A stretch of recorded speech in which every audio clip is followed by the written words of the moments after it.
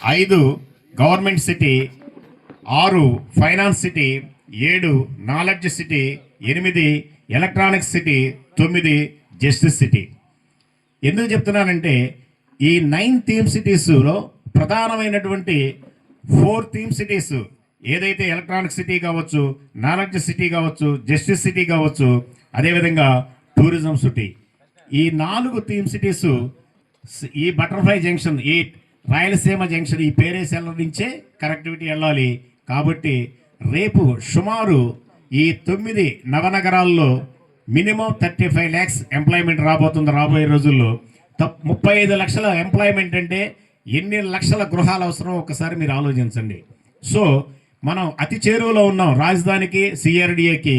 కాబట్టి ఈ ప్లాట్లన్నిటికి కూడా 10 రెట్లు డిమాండ్ అయ్యే పరిస్థితి ఎంతో కాలం లేదు. కేవలం 2 సంవత్సరాల్లోనే మనం ఈరోజు కొంటున్నటువంటి ప్రైస్ ఏదైతే ఉందో అది డబల్ కాదు, 10 రెట్లు అయ్యేటువంటి అవకాశం కేవలం ఈ సైట్కి మాత్రమే ఉంది. అదేవిధంగా కనుక మీరు గమనించినట్లయితే ప్రధానమైనటువంటి 2 రైల్వే జంక్షన్స్ ఆల్రెడీ, ఒక నల్లబాడు రైల్వే జంక్షన్ ఆల్రెడీ ఉంది.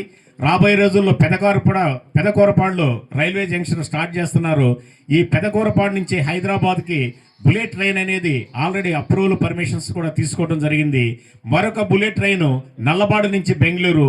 ఈ 2 కూడా రాబోయే రోజుల్లో కేవలం 1.5-2 గంటల వ్యవధిలోనే మనం హైదరాబాద్ వెళ్ళాలన్నా కానీ, బెంగళూరు వెళ్ళాలన్నా కానీ కేవలం 1.5 ప్రయాణం, 2 గంటల్లోనే ప్రయాణం చేసేటువంటి పరిస్థితి ఈ బుల్లెట్ ట్రైన్స్ ద్వారా ఉంటున్నాయి.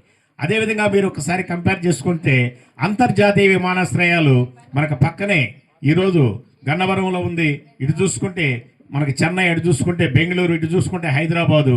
వాటితో పాటు గ్రీన్ ఫీల్డ్ ఎయిర్పోర్ట్ని మనకి జస్ట్ ప్రపోజల్ ఆల్మోస్ట్ మనకున్నటువంటి మేడికొండూరు కావచ్చు, పేరేచర్ల, ఈ డివిజన్లో ల్యాండ్ ఎక్స్టెన్షన్ ఏదైతే మొన్న 50,000 ఎకరాలతో పాటు ల్యాండ్ పూలింగ్లకు అదనంగా తీసుకున్నటువంటి ఏరియా ఏదైతే ఉందో ఆ ఏరియాలో ఒకటి ప్లాన్ చేస్తున్నారు. దాంట్లో సుమారుగా 5,500 ఎకరాల నుంచి 6,500 ఎకరాల్లో ఇంటర్నేషనల్ ఎయిర్పోర్ట్ని, గ్రీన్ ఫీల్డ్ ఎయిర్పోర్ట్ని ప్రపోజల్ ఉంది.